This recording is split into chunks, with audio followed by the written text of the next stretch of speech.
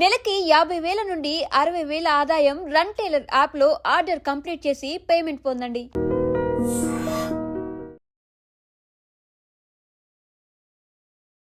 Welcome to I dream. నేను Udayasri. Present మనతో ఉన్నారు నరసింహ గారు, స్పిరిచువల్ కౌన్సిలర్. ఆయనతో మాట్లాడదాం. నమస్తే sir, welcome to our studio. నమస్తే అమ్మా.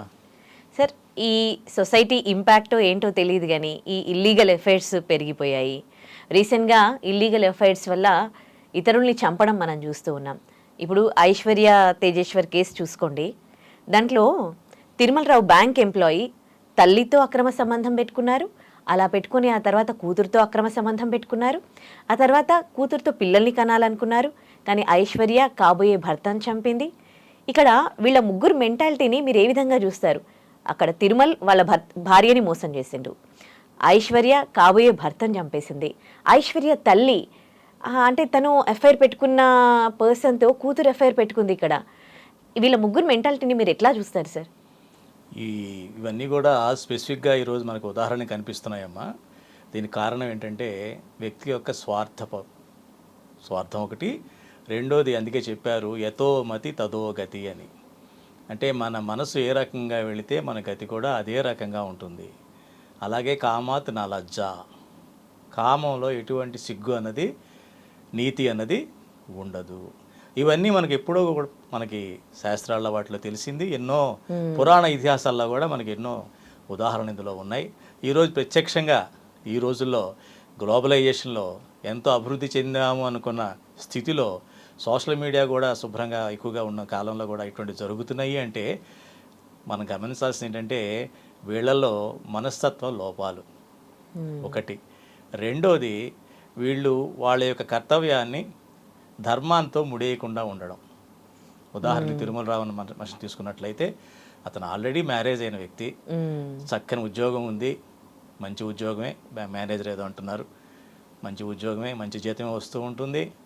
కానీ తను తన గృహస్థ ధర్మానికి వ్యతిరేకంగా భార్యని మోసం చేస్తూ ఇంకొకరితో సంబంధం పెట్టుకోవడం జరిగింది. నేను చెప్పా కదా కామాత్ నా లజ్జ. ఎప్పుడైతే మనం అతిక్రమించి కామంలోకి వెళ్ళిపోతారో మనిషి, వాడికి సిగ్గు అన్నది ఉండదు. సో ఆ రకంగా తను అతిక్రమించి వయసుతో నిమిత్తం లేకుండా, మనిషితో నిమిత్తం లేకుండా ఎవరో ఆ అమ్మాయి ఎవరైతే ఇప్పుడు కేసు ఎదుర్కొంటుందో వాళ్ళ తల్లితో సంబంధం పెట్టుకొని, ఆ తల్లి ద్వారా మళ్ళీ ఈ అమ్మాయితో సంబంధం పెట్టుకొని మళ్ళీ ఆ అమ్మాయిని మేము పెళ్లి చేసుకుందామని సంథింగ్ ఏదో చెప్తున్నారు కథలో. ఆ రకంగా ఒక మనిషి దారి తప్పి ఇంకొక మనిషిని తన దగ్గర ఆధారపడేటువంటి ఒక వ్యక్తిని లోపరుచుకొని, ఆ లోపరుచుకోవడం కాకుండా తన ద్వారా ఇంకొకరిని లోపరుచుకొని చాలా దిగజారిపోయాడనమాట. అందుకనే ఏతో మతి తదో గతి అని. అంటే అతను చేస్తున్న పని ఏంటంటే, ఇది ఎప్పుడు జరుగుతుంటే ఎట్లాగా అయినా సరే తను ఉన్న పరిసరాల్లో తను గొప్పవాడిగా వెలుగుతూ ఉంటాడు. జనరల్గా నేను చేసినా ఇక్కడ చెల్లుతుంది, నేను ఏం చేసినా కూడా ఇక్కడ దానికి వ్యతిరేకత అన్నది రాదు, నేను ఇక్కడ మోనార్క్ని అని ఎప్పుడైతే మనలో ఒక రకమైన మదం అంటారు, నేను నా అనేది మదం, నేను నా అనేది కొంత ఉండొచ్చు, అహం కొంతవరకు ఉండొచ్చు. అది మదంగా మారినప్పుడు మదపుటేనికి ఎలాగైతే విజృంభించి ఎక్కడ ఇష్టం వచ్చినాడు అడవులు అటు ఇటు పరిగెడుతూ ఉంటుందో, వీళ్ళు కూడా అదే మనస్తత్వంతో విచ్చలవిడిగా తిరుగుతూ ఉంటారు. అక్కడ న్యాచురల్గా ఏంటి, తనకు ఎదురు తిరిగిన వాళ్ళ మీదే అఘాయిత్యాలు జరుగుతూ ఉంటాయి. తనకు ఎదురు తిరగరు అన్న వాళ్ళకి అఘాయిత్యాలు జరుగుతూ ఉంటాయి. ఆ రకంగా పాపం ఆ అమ్మాయి వాళ్ళ మదర్ని అతను ట్రాప్ చేయడం జరిగింది. తద్వారా ఆవిడ కూడా బహుశా మరి ఆ అమ్మాయి ఏదో అన్నారు, ఏదో మొదటి హస్బెండ్ కూతురు అని ఏదో చెప్తున్నారు, అట్లాగే ఏదో అట్లా ఏదో మొత్తం ఆవిడకి ఎట్లా ఉందో తెలియదు, ఆవిడ ప్రవర్తన సరళే మనకు తెలియదు. ఎప్పుడైనా సరే మనం ఒక దగ్గర పనిచేస్తున్నప్పుడు మన పరిధి, మన యొక్క లిమిట్స్ మనం తెలుసుకొని మన ధర్మం ఏమిటి అంతవరకే మనం ఉండాలి. కాదు ఇదే గతి, ఇది లేకపోతే మనం ఇంకోటి లేమా అని పరిస్థితి రాకూడదు. తనకంటూ కుటుంబం ఉంది, అందులోనూ ఆడపిల్ల ఉంది, కూతురు. మరి అమ్మాయి ఉన్నప్పుడు అమ్మాయికి తను ఎలాంటి మోడల్ చూపించగలదు, ఆ అమ్మాయికి ఈ విషయం తెలిస్తే ఆ అమ్మాయి తన మాట వింటుందా, మరి ఇవన్నీ కూడా ఆలోచించాలి. పైగా తన కూతురికి వేరే సంబంధం చూడడం జరిగింది, మరి అది ఎందుకు జరిగిందో తెలియదు. ఇవి రెండు వేరు వేరు కేసులు. పెళ్లి చేశారు కదా, అతనికి ఎవరికో అదే వేరే అబ్బాయితో పెళ్లి కుదిరిన తర్వాత అబ్బాయి తేజేశ్వర్తో తల్లిని కూతురు చంపింది, అది వేరే అది కేసు. వేరే. కానీ ఇతను మళ్ళీ పెళ్లి చేసుకుంది కదా, ఈ అమ్మాయి పెళ్లి చేసింది కదా కూతురికి. ఇన్ని సంబంధాలను తెలిసి కూడా అమ్మాయికి మళ్ళీ సంబంధం చూడడం, పెళ్లి చేయడం కూడా జరిగింది. అంటే ఏంటనమాట, ఒక తప్పు కాకుండా దానికి తప్పులు చేసుకుంటూ వెళ్ళినప్పుడు అదేమవుతుందంటే అదే ఉరితాడే వాళ్ళ చుట్టూ చుట్టుకుంటుంది. ఒక్కసారి మనం ఏంటంటే ఏదన్నా తప్పు అంటే పర్వాలా, తప్పు ఘోరం కింద మారిపోతుంది, ఘోరం అఘాయిత్యం కింద మారిపోతుంది, అఘాయిత్యం రాక్షసత్వం కింద మారిపోతుంది. కానీ బలైపోతోంది ఎవరు? వీళ్ళు చేసిన తప్పులకి వాళ్ళే బలవుతారు. ఓకే, ఇక్కడ ఒక ప్రాణాన్ని తీసేశారు వీళ్ళందరూ కలిసి. అందుకనే కదా దాన్ని అందుకే ఏం చెప్తారంటే సంఘం ఇంపార్టెంట్. కుసంగమా సత్సంగమా? కుసంగం అంటే ఏంటంటే మనం ఏదో మొక్కుబడిగా పైన చూసి మనం మెరుగులు చూసి మనం ఎటువంటి సంబంధాలు పెట్టుకోకూడదు. లోతుగా ఆలోచించి వాళ్ళ గురించి పూర్తిగా తెలుసుకున్న తర్వాతే మనం సంబంధ బాంధవ్యాలు పెంచుకోవాలి. కానీ ఏదో పైన చూసి మా కులం అనో, లేకపోతే మా ప్రాంతం అనో, లేకపోతే మాకు వాళ్ళ ద్వారా కొంచెం ఆస్తులు కలిసి వస్తాయనో, ఏదో లోపల ఎజెండా వేరే ఉంటుంది, జెండా వేరే ఉంటుంది. అదే రకంగా వీళ్ళ లోపల ఏదో బ్యాక్గ్రౌండ్ మనసులో ఒకటి పెట్టుకొని పైన ముందుకు సంబంధం కలిపేసుకుందాం, తర్వాత చూద్దాంలే అన్న విషయంలో అలా పెట్టుకున్నప్పుడు ఏం జరుగుతుందంటే హిడెన్ ఎజెండా తెలియక తర్వాత అది బయటకు వచ్చి ఇట్లా జరుగుతూ ఉంటుంది అనమాట. అది అతను చేసినటువంటి పొరపాటు. పూర్తిగా తెలుసుకోకుండా అతను ఏంటి వీళ్ళు ఇప్పుడు ఒకరిని మర్డర్ చేసినా కానీ వాళ్ళు ఏ ధైర్యంతో చేస్తున్నారు? హ్యాపీగా ఒక 2-3 ఏళ్ళు జైల్లో కూర్చుంటారు, వచ్చేస్తారు. కానీ పోయిన ప్రాణం అయితే తిరిగి రాదు కదా. మీరు గమనిస్తే ఇక్కడ ఇంకో విషయం నేను చెప్పదలుచుకున్నది ఏంటంటే, ఈ మధ్యకాలంలో మీరు గమనిస్తే ఒక టీనేజ్ దగ్గరలో ఉన్నటువంటి పిల్లలు ఎక్కువగా ఈ పని చేస్తారు. క్రైమ్ రేట్ ఎక్కువగా ఉంది. అవును, 35-40 ఇయర్స్ ఉండి పెళ్ళి పిల్లలు ఉన్న వాళ్ళేమో సూసైడ్కి వెళ్తున్నారు ఎక్కువగా. కరెక్ట్. ఈ 20 ఇయర్స్ లోపు 20-23 ఏరియాలో ఈ రూరల్ బ్యాక్గ్రౌండ్ చిన్న టౌన్స్లో ఉన్న వాళ్ళందరూ కూడా క్రైమ్ రేటు పెరిగిపోతుంది వాళ్ళకి. ఎందుకంటే వాళ్ళకి ఎమోషనల్ బ్యాలెన్స్ అన్నది లేదు.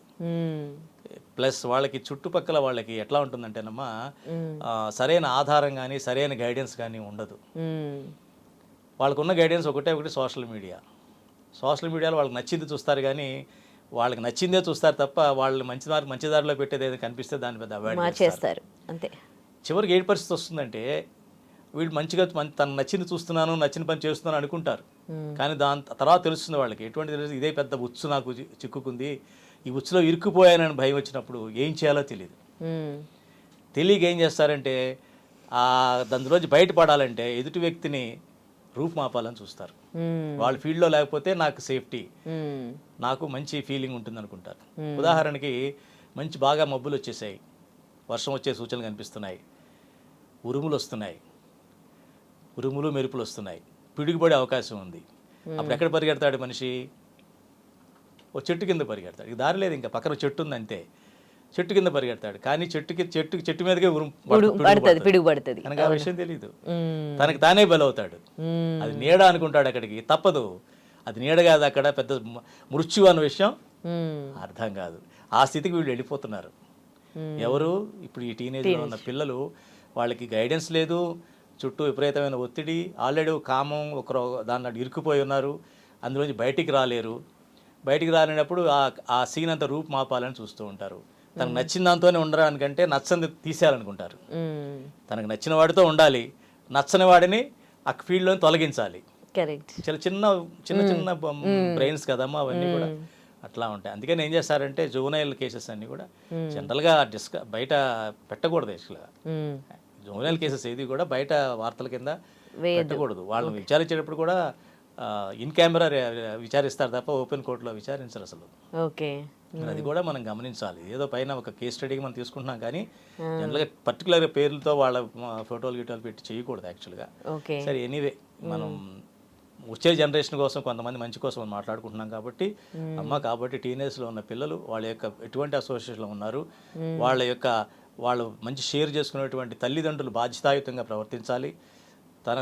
తన యొక్క కోరికలని, తన యొక్క అన్నింటినీ కూడా అదుపులో పెట్టుకొని పిల్లల కోసమే వాళ్ళు బతకగలిగినప్పుడు పిల్లలు వాళ్ళ కోసం చేస్తారు, వాళ్ళు చెప్పిన మాట వింటారు. అప్పుడు ఇటువంటి పొరపాట్లు జరిగే అవకాశం ఉండదు. ఇంత కష్టపడి పాపం పెళ్లి చేసుకొని పిల్లల్ని కానీ ఒక చిన్న కామం కోసం మొత్తం పోగొట్టుకుని జీవితాన్ని, మిగతా వాళ్ళ జీవితాలు నాశనం చేసి దానివల్ల ఏమొచ్చింది చెప్పండి. కాబట్టి అందుకనే భగవద్గీతలో శ్రీకృష్ణ పరమాత్మ చెప్తాడు, విషయాలకి ముందు మనం ఎప్పుడైతే టచ్లోకి వస్తామో అప్పుడు ఆటోమేటిక్గా ఆసక్తి పెరుగుతుంది. ఎప్పుడైతే విషయాల మీద ఆసక్తి పెరుగుతుందో మనకి దాని మీద కోరిక పెరుగుతుంది. కోరిక పెరిగిన తర్వాత ఆ కోరిక తీరకపోతే కోపం వస్తుంది. కోపం వచ్చినప్పుడు దాని ద్వారా మన యొక్క బుద్ధి భ్రమిస్తుంది. బుద్ధి భ్రమిస్తే నాశనం అయిపోతాం. బుద్ధి అంటే ఏంటంటే వివేక జ్ఞానం. వివేక జ్ఞానం అంటే మంచి ఏంటి చెడు ఏంటి అని చెప్పేది బుద్ధి. అది ఎప్పుడైతే అది పనిచేయదో మంచి చెడు అన్న విషయం మనకి తెలియదు. అందుకనే మనం ఎప్పుడు కూడా ఆధ్యాత్మికంగా మనం అప్పుడప్పుడు వారానికో నెలకో ఒకసారి ఈ యొక్క వీటికి కనెక్ట్ అవుతూ ఉంటే విషయాలు మనకు కొన్ని సొల్యూషన్స్ అర్థం అవుతాయి. అప్పటికప్పుడు అవసరం లేకపోవచ్చు మనకి, అది దాని అవసరం అప్పుడు లేకపోవచ్చు, కానీ ఫ్యూచర్లో ఎప్పుడన్నా సరే అటువంటి పరిస్థితి వచ్చినప్పుడు అలా పిడుగుతో పడ్డ చెట్టు కింద నిలబడకుండా మనం ఎక్కడికి వెళ్ళాలి, ఇక్కడ మనకు సేఫ్టీ అనే విషయం అప్పుడు అర్థమవుతుంది. కరెక్ట్, చాలా బాగా చెప్పారు సార్, ధన్యవాదాలు. Thank you. నిజంగా ప్రస్తుతం ఉన్నటువంటి సమాజం దేనికి ప్రయారిటీ ఇస్తుంది? ఆర్థిక సంబంధాల చుట్టూ మాత్రమే తిరుగుతోంది. మళ్ళీ ఎన్నికలంగానే చాలా విరక్తి కలుగుతున్నాం. మంచి అనిపిస్తుంది కదా, లేడీస్ కూడా ఛాలెంజింగ్ జాబ్స్ చేసినప్పుడు చాలా బాగుంటది. ట్రాఫిక్ అసిస్టెంట్స్ గా నియమించిన ట్రాన్స్జెండర్స్ అందరితో సాల్యూట్ చేయించుకుంటున్నారు. ఫుడ్ డెలివరీ ఇవ్వటానికి వెళ్ళినటువంటి డెలివరీ బాయ్ అనిల్ పై కళ్ళ ముందు